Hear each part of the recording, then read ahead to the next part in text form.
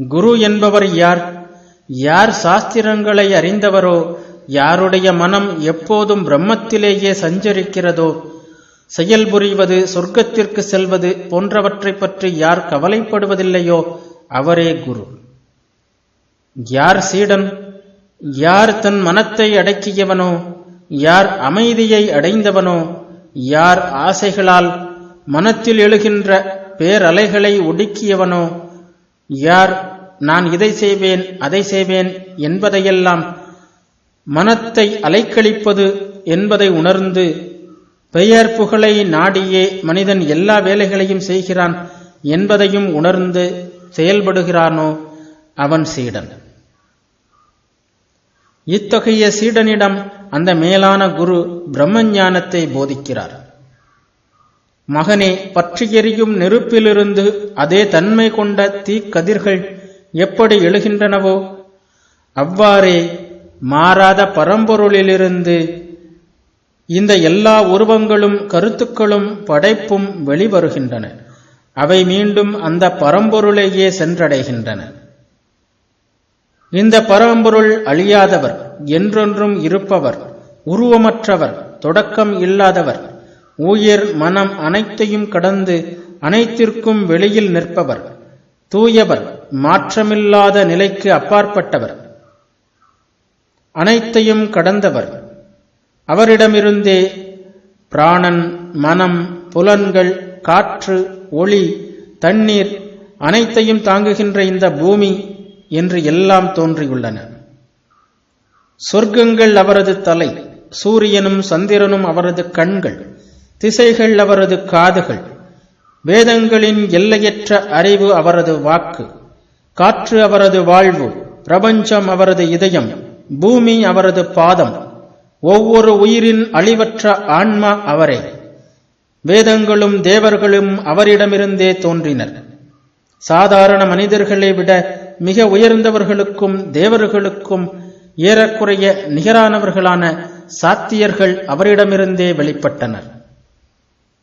எல்லா மனிதர்களும், எல்லா மிருகங்களும், எல்லா உயிர்களும், எல்லா மன ஆற்றல்களும், எல்லா உண்மைகளும், எல்லா நல்லொழுக்கங்களும் அவரிடமிருந்தே எழுந்தன. கர்மேந்திரியங்கள், ஞானேந்திரியங்கள், உயிர்கள் வாழ்கின்ற 7 உலகங்கள் எல்லாம் அவரிடமிருந்தே வந்தன. கடல்களும் சமுத்திரங்களும் அவரிடமிருந்தே உண்டாயின. ஆறுகளும் நதிகளும் அவரிடமிருந்தே பாய்ந்து கடலில் கலக்கின்றன. எல்லா செடிகளும் எல்லா திரவங்களும் அவரிடமிருந்தே தோன்றின. எல்லாவற்றின் உள்ளேயும் உறைபவர் அவரே. ஒவ்வொரு உயிரின் ஆன்மா அவரே. இந்த மேலான பரம்பொருள் ஒன்றேயான இறைவன். அவரே பிரம்மம், அவரே செயல், அவரே யாகம், அவரே பிரபஞ்சம், அவரே மும்மூர்த்திகள்.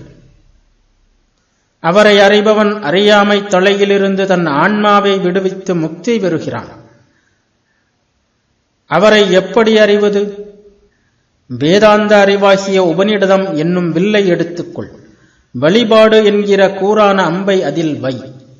வில்லின் நாணை எப்படி இழுப்பது?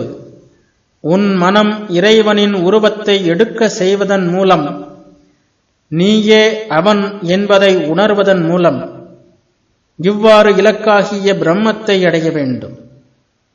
மனித மனமே அம்பு. நாம் வீழ்த்த வேண்டிய இலக்கு பிரம்மம். மனத்தை ஒருமுகப்படுத்துவதன் மூலம் இதை செய்ய வேண்டும்.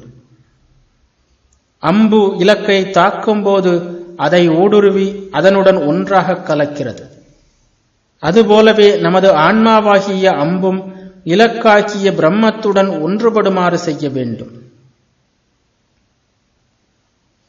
உபநிடதங்களின் சில பகுதிகள் மகா வாக்கியங்கள் என்று கூறப்படுகின்றன. இவை அடிக்கடி மேற்கோள் காட்டப்படுகின்றன. எல்லா வார்த்தைகளும் ஆன்மாவிலேயே உள்ளன. மற்ற பேச்சுக்களால் என்ன பயன்? இந்த வாழ்க்கையிலேயே பிரபஞ்சத்தை அடைவதற்கான பாலம் இது.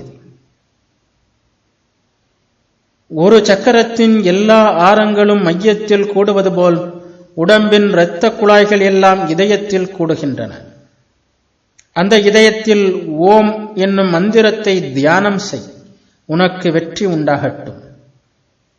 நீ வெற்றிகரமாக லட்சியத்தை அடைவாய். எல்லா இருளையும் கடந்து சென்று எல்லாம் அறிந்தவரான இறைவனை அடைவாய். அவரது மகிமை வானில் நிலவுகிறது, பூமியில் நிலவுகிறது, எங்கும் நிலவுகிறது. மனமாக, பிராணனாக, உடம்பின் தலைவனாக, உணவில் உறைபவனாக, வாழ்க்கை சக்தியாக இருப்பவர் அவரே. இது அதிகமாக மேற்கோள் காட்டப்படும் மற்றொரு வாக்கியமாகும். யாருடைய இயல்பு பேரானந்தமோ, யார் மரணமில்லா ஒளிநிலையாக ஒளிர்கிறாரோ அவரை முனிவர்கள் மேலான ஞானத்தின் மூலம் காண்கிறார்கள். 2 வார்த்தைகள் உள்ளன, ஒன்று ஞானம், மற்றொன்று விஞ்ஞானம். ஞானம் என்பதை அறிவு என்றும் விஞ்ஞானம் என்பதை அனுபூதி என்றும் மொழிபெயர்க்கலாம். இந்த மேலான ஞானத்தால் ஆன்மாவை உணர்ந்தவன் என்ன ஆவான்? அவனது இதயத்தின் முடிச்சுக்கள் எல்லாம் வெட்டப்படுகின்றன. உண்மையை தரிசித்த பின்னர் உன்னிடமிருந்து இருள் அகன்றி விடுகிறது.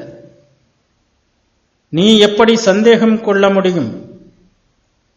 பல்வேறு அறிவியல்கள், பல வகை தத்துவங்கள் என்று சண்டையிட்டுக் கொண்டிருக்கின்ற உனது முட்டாள்தனத்தை என்னவென்று சொல்வது?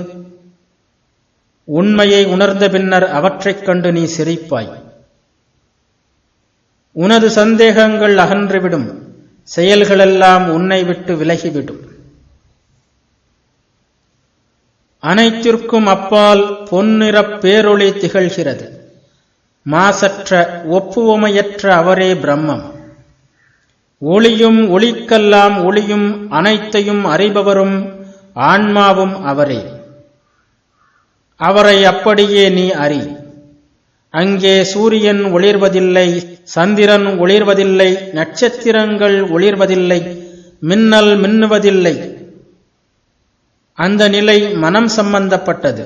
அது மன ஆழங்களில் நிகழ்கின்ற ஒன்று. அவர் ஒளிர்வதாலேயே எல்லாம் ஒளிர்கின்றன. அவர் உள்ளே ஒளிரும்போது மனிதனே ஒளிர்கிறான். பிரபஞ்சமே அவரது ஒளியால் ஒளிர்ந்து திகழ்கிறது. உபநிடதங்களை படிக்கும்போது இத்தகைய பகுதிகளை படியுங்கள்.